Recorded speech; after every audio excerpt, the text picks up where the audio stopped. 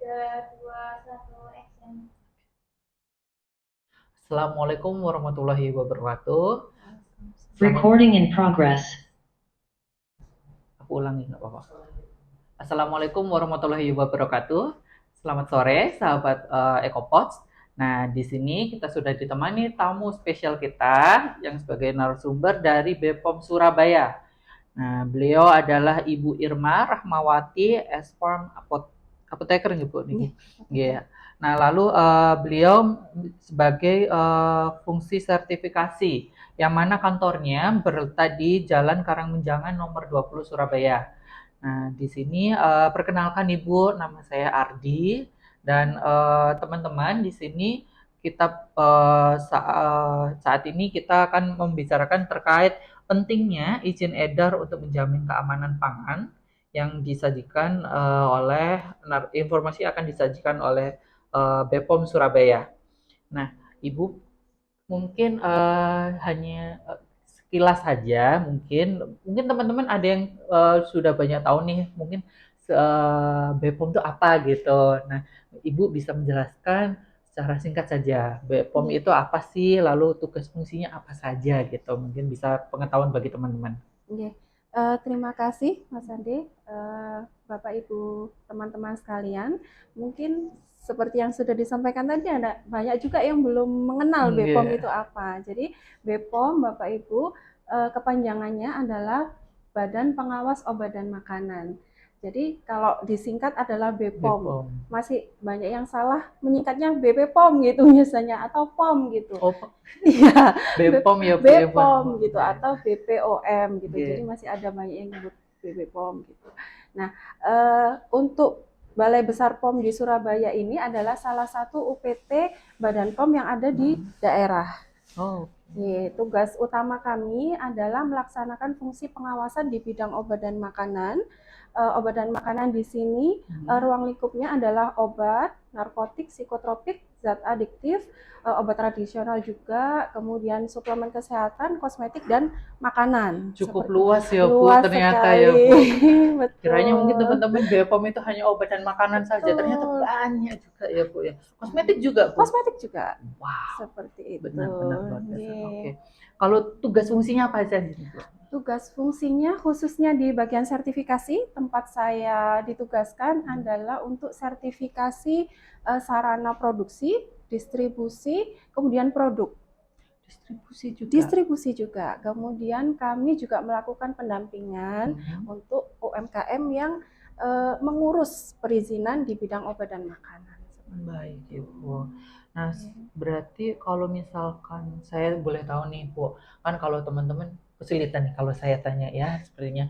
Nah, kalau Ibu sendiri, kiranya mungkin dari persepsinya Ibu, kalau masyarakatnya taunya BPOM apa sih biasanya? Nah, ini masih banyak juga memang yang belum memahami tugas dan fungsi dari BPOM ini. Banyak yang mengira bahwa kalau makanan ya arahnya ke BPOM, BPOM iya gitu, kalau betul. obat BPOM ya sudah pasti. Tapi di negara kita ini ada peraturan yang sudah mengatur kewenangan. Jadi untuk Badan POM ini memang fungsinya adalah mengawasi pangan yang dalam bentuk olahan. Berarti yang sudah jadi, Sudah begitukah? jadi Oke, seperti itu. Jadi baik-baik. untuk makanan yang siap saji, mungkin yang disajikan di tempat-tempat makan, di kedai, kemudian makanan yang diproduksi oleh industri rumah tangga atau biasa kita sebut PIRT, Oke, itu ada kewenangannya tersendiri seperti baik. itu. Jadi sudah terbagi-bagi kewenangannya. Nah, Gitu. terkait karena kita membicarakan pentingnya izin edar nih, bisa dikasih tahu nggak Bu? Bisikan lah, izin edar itu apa sih gitu? Ya, baik. Jadi sesuai dengan ketentuan undang-undang bahwa setiap makanan yang diedarkan atau dijual di wilayah Indonesia yang dikemas dan ada labelnya itu harus punya izin edar. Seperti Oke. itu. Nah, kalau secara garis besar makanan itu dibagi dua, pangan segar dan pangan olahan. Tadi saya sampaikan. Kalau yang pangan segar kewenangannya di Kementerian Pertanian, kemudian juga ada di Kementerian Kelautan Perikanan. Sedangkan kalau untuk pangan olahan ada dua, yang tadi PIRT dan ada di BPOM gitu. Untuk PIRT di Dinas Kesehatan, sedangkan untuk makanan yang diproduksi oleh industri yang memang lebih besar lagi itu di BPOM seperti itu. Nah, berarti kalau misalkan BPOM berarti untuk skala jangkauannya itu mulai dari industri kecil menengah sampai industri gede ya, Bu? Mulai Atau mikro bagaimana? kecil ada. Mikro kecil juga Mikro kecil BPOM juga ada. bisa. Betul. Jadi untuk produk-produk tertentu memang izin edarnya harus BPOM. Boleh tahu Bu, kalau misalkan untuk mikro kecil nih apa nih? Nah, teman-teman kan bingung nih kadang kok ada mikro kecil ya ternyata gitu. Nah, itu industri apa Bu biasanya? Seringkali karena ini mungkin efek juga dari pandemi ya, banyak mungkin sebelumnya jadi pegawai, kemudian ada PHK dan lain-lain, beralih ke usaha gitu. sendiri, UMK, dan banyak sekarang yang memproduksi frozen food. Oh iya, lagi hits nih Bu, apalagi yang zaman-zaman COVID ya teman-teman ya, itu pasti itu banyak tuh. Sangat melesat sekali produsen frozen food. Nah, usaha mikro kecil banyak bergelutnya di sana, di makanan olahan yang dikemas secara frozen. Kalau itu berarti BPOM juga menangani frozen food, walaupun dia industri mikro, tetap ya Bu ya. Betul. Baik Ibu. Nah, kalau pentingnya apa sih Bu? Pentingnya biar teman-teman ini tahu nih, ternyata penting loh BPOM ini gitu. Iya, baik. Sebenarnya tujuannya ini adalah keamanan pangan. Jadi bisa dibayangkan kalau misalnya suatu produk tidak punya izin edar, kemudian diproduksi oleh produsen yang tidak mengetahui bagaimana memproduksi makanan yang aman, otomatis makanan yang dikonsumsi oleh masyarakat pasti tidak aman. Dan data dari WHO sendiri menyatakan bahwa 90% penyakit itu dari makanan. Dari makanan, betul sekali. Jadi betul, memang harus ditanamkan kepada baik produsen maupun konsumen bahwa keamanan pangan itu penting. Jadi jangan lupa untuk mengurus izin edar. Nah, kalau gambaran umumnya nih Bu, izin edar tuh ada satu jenis aja atau macamnya banyak nih? Iya, jadi macamnya memang banyak ya, sesuai dengan jenis pangannya tadi, pangan segar, kemudian pangan olahan. Untuk pangan segar bisa dikeluarkan oleh Kementerian Pertanian dalam hal ini OKKPD untuk makanan atau pangan segar berbasis tumbuhan. Kalau untuk yang berbasis hewan dikeluarkan oleh Kementerian Pertanian yang membidangi tentang olahan hewan. Kemudian kalau untuk pangan hasil kelautan, dari Kementerian Kelautan dan Perikanan. Sedangkan untuk pangan olahan sendiri ada dua. Yang pertama adalah industri rumah tangga tadi, PIRT. Namun karena ini industri rumah tangga dibatasi hanya untuk produk-produk yang resikonya sangat rendah gitu. Sedangkan untuk makanan yang dikeluarkan izinnya oleh BPOM ini untuk seluruh makanan boleh dikeluarkan izinnya oleh BPOM, terutama untuk produk-produk yang beresiko menengah sedang tinggi seperti itu. Jadi izinnya harus diterbitkan oleh BPOM, tidak bisa diterbitkan oleh PIRT. Nah, teman-teman sudah ada ya sedikit gambaran pentingnya BPOM khususnya di industri pangan Gepo, di industri makanan minuman sangat penting ternyata.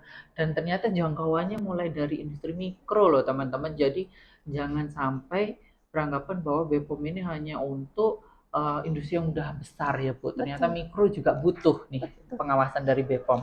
Nah, untuk prosesnya, untuk proses izin edarnya yang di BPOM ini bagaimana Bu? Yang mungkin sederhana yang bisa ditangkap oleh teman-teman gitu. Betul. Jadi secara garis besar untuk perizinan karena kita sudah menerapkan perizinan berusaha berbasis resiko, jadi awal muaranya memang semua dari OSS. Jadi pelaku usaha harus memiliki NIB terlebih dahulu, kemudian NPWP. Setelah itu baru masuk ke proses sertifikasi cara produksi pangan olahan yang baik. Jadi kita akan menilai kesiapan pelaku usaha, ini khususnya untuk usaha mikro kecil, sejauh mana persiapan mereka untuk memproduksi makanan. Setelah kita nilai dan sudah memenuhi syarat, akan kita keluarkan sertifikat izin penerapan cara produksi pangan olahan yang baik. Nah, sertifikat ini yang akan nantinya menjadi persyaratan untuk daftar izin edar produk. Di izin edar produk ini akan dilakukan evaluasi terhadap keamanannya. Jadi harus ada hasil uji di situ, dan kemudian apabila hasil evaluasinya semua sudah memenuhi ketentuan, produknya aman, bermutu dan layak untuk dikonsumsi, maka dikeluarkan izin edar. Seperti itu. Jadi sederhananya.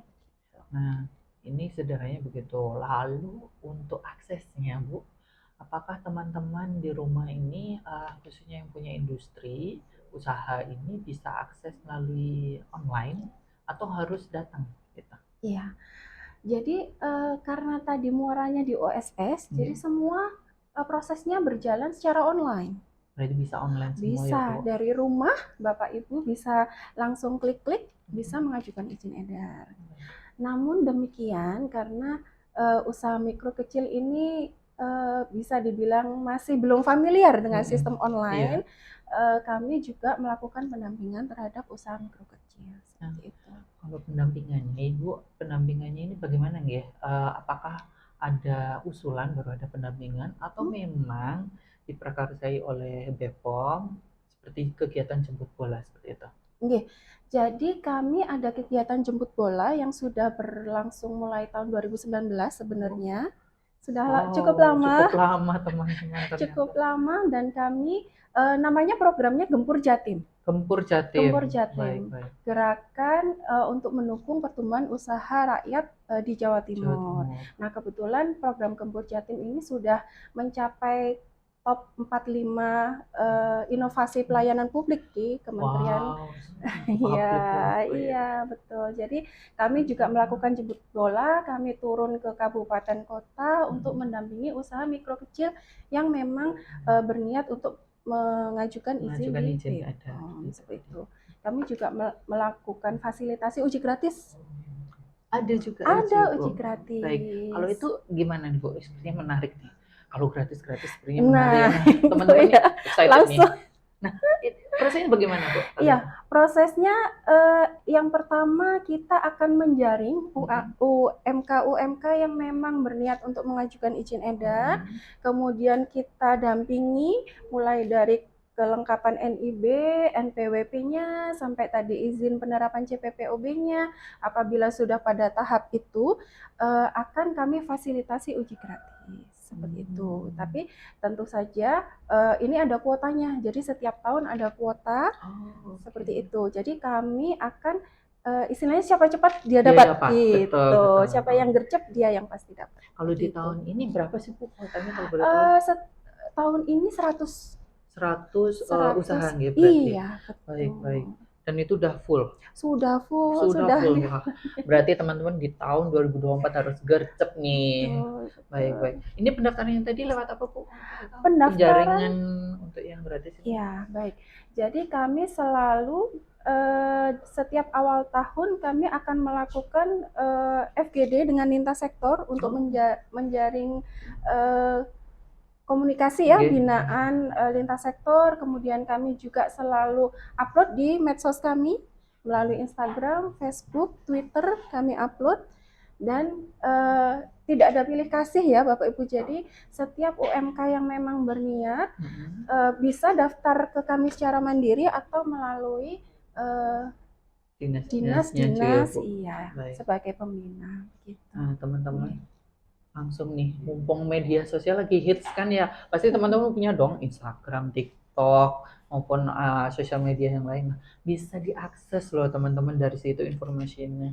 Jadinya bisa nih follow, promosi sekalian, Bu. Jadi monggo follow aja ya teman-teman untuk medsosnya dari BPOM. Apa, Bu, mungkin bisa diinfo sekalian? Baik, untuk Instagram Bapak Ibu bisa di bbpom_surabaya.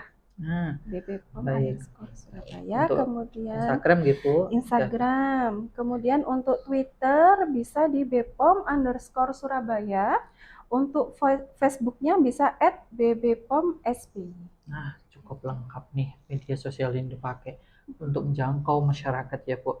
Nah, Betul. lalu untuk persyaratannya ada yang khusus nggak, Bu, ketika melakukan pendaftaran? Tidak ada persyaratan khusus, yang Mhm. penting ada kemauan dan komitmen. Baik. Kalau untuk produknya ketika melakukan pendaftaran perlu dibawa nggak kalau misalkan ke kantor kita? Tidak perlu, Tidak perlu. tidak perlu, cukup dijelaskan saja. Baik. Kalau misalkan untuk pengujiannya juga nih, nah kan kalau BPOM pasti butuh apa sih kandungan-kandungannya mungkin ya. Betul. Nah, kalau untuk ujinya bagaimana, Bu? Nih biar teman-teman tahu gambarannya gitu. Jadi uji yang kami fasilitasi adalah uji dalam rangka pendaftaran produk terkait Nggih. keamanannya, apakah ada kandungan bakterinya, apakah ada kandungan kimia berbahayanya, apakah ada kandungan bahan-bahan tambahan pangan yang berbahaya, yang melebihi dosis, Nggih. seperti itu. Jadi kalau untuk fasilitasinya kami akan mengambil sampel dari pelaku usaha, Berarti Ibu datang? bisa datang atau bisa dikirimkan kepada Oke. kami. Baik. Kami tetap komunikasi terlebih Nggih. dahulu, kemudian nanti akan kami uji di lab kami sendiri. Dan itu gratis, itu tidak Oh, dipungut biaya. gratis teman-teman untuk ujinya dan itu pun bisa dikirim nggih, Bu, Bisa, produknya bisa bisa. dikirim. Baik, baik. Cukup mudah loh teman-teman, berarti untuk fasilitasinya cukup lengkap ya, Bu, ya. Nah, kalau misalkan nih, Bu, untuk yang kelebihan produk yang punya izin edar apa sih, Bu, dibanding yang masih belum nih gitu? Jadi kalau produk-produk yang berizin edar tentu saja sudah melewati evaluasi ya terkait Mhm. keamanan. Jadi ada jaminan bahwa produknya aman untuk dikonsumsi. Kemudian dari tempat produksinya pasti kita sudah pastikan tempatnya bersih dan higienis. Kemudian dengan adanya izin edar juga menjadi nilai tambah. Jadi seperti apa ya, produknya jadi lebih naik kelas. Oh, ini sudah terdaftar, artinya produk ini sudah diuji dan sudah aman, Nggih. seperti itu. Harapannya juga bisa meningkatkan nilai jual dari produk tersebut. Baik.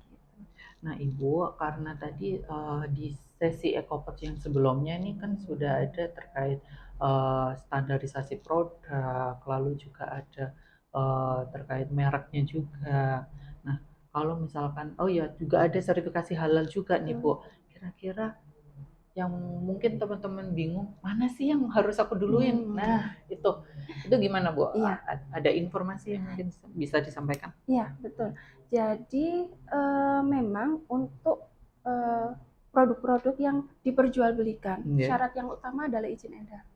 Hmm. Jadi yang harus didahulukan seharusnya BPOM. BPOM dulu. BPOM Baik. dulu, baru nanti masuk ke sertifikasi halal Sertifikasi halal. dan merek.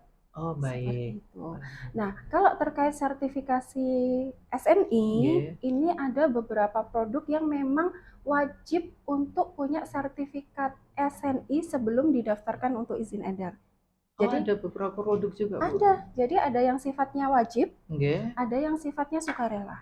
Oke. Untuk yang sifatnya wajib, contohnya air minum dalam kemasan. Jadi kalau kita beli air minum dalam kemasan pasti ada logo Logo SNI-nya. SNI. Betul. Kemudian ada minyak goreng sawit, ada ikan dalam kaleng, Kayak macam sarden gitu. sarden, Oh, betul. baik. Kemudian mie instan, Mhm. mie instan juga wajib SNI, kopi instan bubuk, coklat bubuk itu termasuk produk-produk yang wajib SNI. Jadi kalau untuk produk wajib SNI harus SNI dulu sebelum mengurus izin edar. Oke. Kalau untuk sertifikasi halal boleh diurus bersamaan atau setelah izin Setelah edarnya. izin edar. Gitu. Ibu, kalau misalkan karena teman-teman sebenarnya kan produknya lumayan banyak nih. Nah, kalau teman-teman mau akses di mana nggih? Boleh tahu untuk produk-produk yang harus SNI dulu, baru izin edar, ataupun bisa bersamaan, bisa dilihatnya di mana? Nah, kalau untuk standar SNI bisa dilihat di Badan Standarisasi Nasional. Di sana ada list daftar produk yang harus wajib SNI. Atau misalnya teman-teman sudah punya medsos kami, boleh tanya dulu ke kami. Bisa langsung konsultasi ya Bu, berarti Betul, bisa. baik-baik. Lebih mudah nih teman-teman. Nah, jadi bisa kalau teman-teman misalkan punya produk yang aduh ini harus aku urus apa dulu nih ya Bu ya, berarti bisa konsultasi. Siapa Bisa. tahu memang produknya teman-teman butuh SNI dulu baru pengurusan izin edarnya nggih. Betul. Nah, lalu Ibu, lalu kalau misalkan tidak ada atau mungkin jadi gini, kalau misalkan ada kasus beliau masih belum ada izin edar. Nah, kira-kira dari BPOM ini bagaimana nggih tindakannya? Apakah mungkin dilakukan sosialisasi dulu atau langsung ditindak atau bagaimana nih? Iya, baik. Jadi kalau pelaku usaha itu ada yang memang belum mengerti, belum Nggih. paham, tapi ada yang memang sudah mengerti tapi Enggak, dablek gitu iya, ya. betul betul. Jadi kalau untuk usaha mikro kecil biasanya memang karena ketidaktahuan. Kalau karena ketidaktahuan kita masih memberikan bimbingan, sosialisasi, pendampingan hingga nanti terbit izin edarnya seperti itu. Jadi tidak serta-merta langsung ditindak gitu. Tapi kalau sudah sekali, dua kali, tiga kali Tetap diperingatkan, nah itu nanti masuknya ke arah penindakan. baik Seperti itu. gitu. Nah, kalau misalkan untuk izin edar tadi berapa lama nggih kalau boleh tahu nih? Khususnya mungkin bagi teman-teman yang industrinya baru nih, baru cikal bakal lah atau apa. Iya, jadi sebenarnya untuk penerbitan izin edar karena banyak juga kelengkapan yang harus dipenuhi pelaku Nggih, usaha, jadi lamanya itu biasanya di pemenuhan persyaratannya. administrasinya nggih. Betul, administrasi. Tapi kita tetap lakukan pendampingan. Kalau range ya, Nggih, dari yang paling range-nya aja. cepat Nggih. yang pernah kita dampingi 3 hari bisa keluar. 3 hari bisa tiga keluar, hari Bu. bisa Berarti keluar. wah, persyaratannya berarti udah fix. Maksudnya udah benar, bisa Betul, langsung proses dalam betul, 3 hari. Nah, teman-teman berarti betul. ini salah satu pengetahuan yang perlu diketahui oleh teman-teman semua, bahwasanya kalau misalkan persyaratannya udah cukup lengkap ya Bu, udah lengkap semua. Nah, di BPOM nih hanya 3 hari kerja, ya berarti 3 hari kerja Yeah. sudah dapat izin edarnya loh. Tapi kalau misalkan masih belum nih berapa lama Bu kira-kira? Sampai berapa lama? Ada yang sampai 1, 2, 3 bulan karena yang proses lamanya juga itu di pengujiannya, Oh uji iya, ada produknya. pengujiannya juga Iya, ya. jadi kalau memang belum punya hasil uji itu yang biasanya butuh waktu lebih Oke, lama. dipersilakan untuk melakukan pengujian dulu gitu. Baik. Betul, Kalau seperti itu. pengujiannya nanti ketika mungkin ada teman-teman yang udah terlanjur registrasi dan tapi belum ada nih hasil ujinya. Itu dari BPOM juga bisa membantu gitu, Bu. Bisa. Masih bisa. Masih bisa juga nggak? Iya. Berarti tidak perlu sampai di luar, maksudnya untuk pengujiannya nggak sampai ke pihak tiga atau apa di satu bidang bisa nggak? Eh, asalkan kuotanya masih ada, Iya, masih masih bisa bisa datang. dihitung ya, Bu. Iya, Baik, betul. baik. Nah, kalau misalkan boleh tahu nih, Bu, kalau misalkan untuk di UMKM sekarang di wilayah Jawa Timur, apakah sudah punya BPOM semua atau bagaimana nih? Jadi kalau UMK di Jawa Timur kan memang sebagian besar di makanan Iya, ya, kan banyak makanannya. 25% lebih. Jadi kalau data di tahun 2003 ini sampai bulan September sekitar 19.000 yang sudah 19.000. 19.000 produk yang Iya, sudah terbit izin edarnya. Tentu saja ini kalau dibandingkan dengan jumlah UMK yang sangat banyak dengan produk yang banyak banyak beredar juga. itu masih mungkin masih belum sampai seperempatnya mungkin ya, tapi tentu tentu saja kami tetap melakukan pendampingan. Harapannya ke depan semakin banyak produk-produk yang memiliki izin edar seperti itu. Jadi memang masih banyak juga yang belum berizin edar. Nah, ini terkait juga Kak menanyakan terkait juga terkait apa? Kendala di lapangan Ibu. Biasanya kan kalau panjenengan tadi misalkan di lapangan nggak langsung ditindak, ada juga bimbingan. Nah, kiranya kalau di lapangan tuh apa sih kendalanya? Kendalanya yang paling utama adalah kurang paham atau ketidaktahuan pelaku usaha, khususnya mikro kecil terhadap peraturan yang ada. Itu kendala terbesar. Kemudian eh, yang kedua adalah pelaku usaha mikro kecil karena semua perizinan berbasis online ya, jadi kebanyakan juga masih belum melek teknologi Teknologi. begitu. Jadi menganggap perizinan itu susah seperti Oke. itu. Jadi banyak yang lebih ya sudah nggak usah ngurus izin edar gitu daripada ribet seperti itu. Jadi memang kendalanya banyak di sana. Nah, Gitu. kalau bagi IKM ataupun UKM-UKM di wilayah Jawa Timur, ini pendampingannya dari mana gitu? Maksudnya, apakah memang pendampingannya dari awal dia registrasi sampai mengisi formnya didampingi atau bagaimana? Iya, jadi kami melakukan segala bentuk pendampingan. Jadi apakah memang UMK-nya ini dari awal yang belum tahu apa-apa, ada yang seperti Nggih. itu, atau ada yang sudah berproses ternyata ada kendala, ada juga yang seperti itu. Dan kami melakukan koordinasi lintas sektor terkait UMK-UMK yang ada di kabupaten kota. Jadi tidak hanya di kota besar, kami juga turun ke kabupaten kota untuk jemput bola pendampingan usaha mikro kecil. Bahkan bulan lalu kami baru dari Pacitan untuk pendampingan. Minggu lalu dari Pamekasan untuk melakukan pendampingan seperti itu. Jadi terus keliling. Terus terus ini ya Bu, jemput bola juga Jemput nggih bola. panjenengan berarti. Iya. Nah, kalau misalkan, di event OPOP ini ada tim BPOM-nya juga atau tidak nggih? Untuk saat ini mungkin belum ya. Belum ya? Iya, Oke. belum ya. Berarti teman-teman kalau misalkan ada pertanyaan bisa langsung ke BPOM di Iya, Jalan Karangmenjangan nomor nomor 20 20. Surabaya Nggih. atau bisa langsung ke media sosialnya tadi nggih Bu Nggih. terkait Nggih. pertanyaan-pertanyaan. Nah, kalau misalkan untuk registrasi BPOM-nya sendiri itu langsung di-handle di sistem OSS atau bagaimana? Betul. Betul nggih? Jadi muaranya semua di OSS, Mm-mm. nanti akan terdirect dari OSS ke sistem pendaftaran produknya. Baik, berarti langsung bermuara di OSS, nanti Iya. di direct ke panjenengan gitu berarti. Nggih, seperti Baik, itu. baik. Ibu, kalau misalkan boleh tahu nih, apakah ada pesan untuk industri di Jawa Timur terkait izin edar nih? Monggo. Betul. Eh, Bapak Ibu untuk pelaku usaha mikro kecil jangan takut gitu. Kalau kita eh, apa ya tanya bagaimana izin edar BPOM, pasti ketakutan itu yang pertama kali Nggih. muncul. Jadi yang pertama Bapak Ibu tidak perlu takut untuk memulai untuk mengurus izin karena segala sesuatunya sekarang sangat-sangat dipermudah. Khususnya untuk usaha mikro kecil harus dimanfaatkan sebesar-besarnya supaya Bapak Ibu bisa mendapatkan izin edar. Kemudian yang kedua adalah komitmen dan jangan pantang menyerah.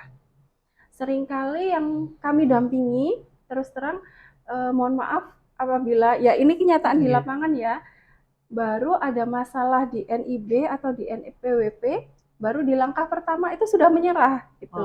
Lebih Oh, baik baik. ya sudah lebih baik nggak usah ngurus izin daripada Nggih. ribet gitu. Padahal kalau kami lihat saat kami jemput bola ke kabupaten kota, sebenarnya dinas-dinas terkait juga sangat mendukung seperti itu. Jadi ada kendala silahkan dikomunikasikan. Kemudian yang ketiga, yang paling utama adalah urus sendiri. Jangan Hmm. menggunakan pihak lain. Oh, ada juga nggih, Bu? Banyak. Banyak. Wah, nah itu teman-teman berarti bisa diurus sendiri malah lebih mudah ya. Lebih mudah. Kita bisa dampingi secara langsung. Oh, Gitu. ada lagi Bu mungkin ya? Saya rasa cukup gitu. Baik, Yang penting jangan takut untuk memulai. mulai ya. Nah, teman-teman berarti banyak nih informasi yang kita dapat antara lain nih. Jadi kalau teman-teman yang mau mengurus izin edar bisa datang ya Bu ke kantor panjenengan. Nah, nanti di situ akan didampingi. Lalu untuk teman-teman di kota 2024 nih Bu, berarti masih bisa ya. Nah, tahun 2024 nih, siapa cepat dia dapat. Nah, jadinya monggo nanti bisa menghubungi di BPOM bagian apa gitu mungkin Sertifikasi. sertifikasi. Nah, bagian sertifikasi bisa mendaftarkan diri supaya bisa difasilitasi terkait izin edarnya. Lalu juga tidak kalah penting bahwasanya izin edar ini ternyata lumayan cepat loh, 3 hari udah bisa karena kelengkapannya sudah cukup lengkap gitu. Jadi berkasnya udah cukup lengkap, jadi dalam 3 hari bisa langsung keluar. Sedangkan apabila teman-teman butuh pengujian dari BPOM juga bisa fasilitasi melakukan pendampingan juga buat teman-teman. Serta kalau misalkan teman-teman masih belum punya izin edar, jangan takut untuk memulai gitu. Jangan takut Betul. untuk memulai karena banyak kegiatan terkait pendampingan dari awal sampai teman-teman mendapatkan izin edar. Sehingga teman-teman bisa step by step bertahap gitu, bisa mengikuti prosesnya dengan baik. Jadi tidak perlu menggunakan pihak ketiga untuk proses BPOM-nya. Nah, kiranya cukup sekian Ibu untuk sesi podcast kali ini terkait pentingnya izin edar untuk menjamin keamanan pangan. Nah, dari kami mengucapkan terima kasih dan mohon maaf bila ada kurangnya. Dan dari Ibu, monggo teman-teman kalau misalkan ada pertanyaan, monggo datang dan Ibu pasti bisa, senang untuk menyambutnya, nggih. Nah, terima kasih. Selamat sore. Wassalamualaikum warahmatullahi wabarakatuh. Waalaikumsalam. Recording stopped.